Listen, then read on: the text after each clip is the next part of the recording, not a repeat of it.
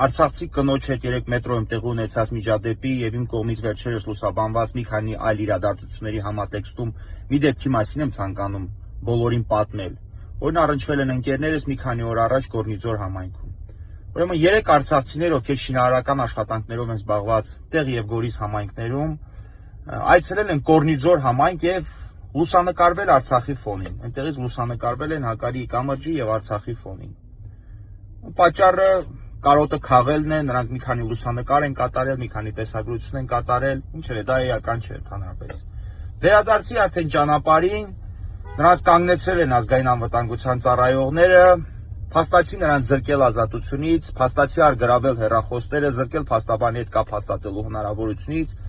եւ մոտ մի ժամ, երկու ժամ հետո արդեն նրանք տեղափոխվել են ոստիկանության բաժին վարչական պատասխանատվության ենթարկվելու նպատակով։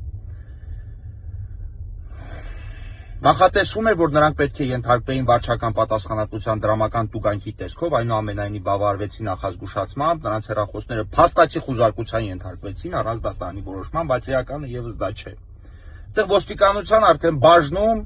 ոստիկանության բարձրաստիճան պաշտոնյաներից մեկը արցախցիներից հետաքրքրվել է պատճառով այդ լուսանկարների եւ տեսագրությունների կատարման, ինչին ի պատասխան տղաները հայտարարել են, որ նրանք այդ եղանակով իրենց կարոտն են ընդամենը քաղել առանց որևէ այլ նպատակի, ընդամենը լուսանկարել են Արցախը։ Այնտեղ նստել, մի քիչ, այսպես ասած, Արցախի օդն են շնչել եւ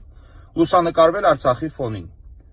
Եվ ի պատասխան ոստիկանության այդ բարձրաստիճան պաշտոնյան փոխգնդապետի կոչումով, տեսեք ինչ պատասխան է տալիս արցախցուն։ Ասում է, դե եթե կարոտ էիք քաղում, մենակ գնացեք հանձնվեք եւ այդ եղանակով ձեր տուն վերադարձեք ու ձեր կարոտը քաղեք։ Ձեր տուն, հանձնվել եւ այլն եւ այլն։ Հիմա ես այդ ոստիկանության փոխգնդապետին այսպես հրապարակային մի խոստում եմ ցանկանում տալ եւ մի երկու խոսք ասել այդ քաքլանին, ով որ երևում է, որ վարպետ է հանձնվելու կամ կարոտ քաղելու հարցերում, որովհետեւ նման առաջարկներ է կատարում։ Դու վաղ թե ուշ պատասխանատվության ես ենթարկվելու, այս խոստումս հիշի, դու պատասխանատվության ես ենթարկվելու, այդ արտահայտությունների համար, այդ ատելությանը համար, այդ խտրականությանը համար եւ այդ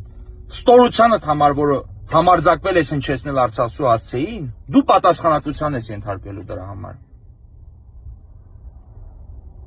Հրապարակային քննադատությունը արդեն իսկ քեզ